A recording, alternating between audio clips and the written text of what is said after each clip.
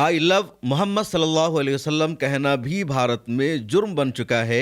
इस तरह का जुमला बोलने की भी अब मुसलमानों को इजाज़त नहीं है, और अगर किसी मुसलमान ने ऐसा बोला तो उस पर मुकदमा दर्ज किया जाएगा, उसको जेल भेज दिया जाएगा। और ऐसा होगा नहीं बल्कि इस पर अमल हो रहा है। उत्तर प्रदेश के कानपुर में 25 मुस्लिम नौजवानों के खिलाफ एफआईआर दर्ज की गई है, महज इस वजह से कि उन्होंने 12 रबी अव्वल के जुलूस के मौका पर आई लव मोहम्मद सल्लल्लाहु अलैहि वसल्लम का पोस्टर लगाया था या उनके हाथों में इस तरह का बैनर था।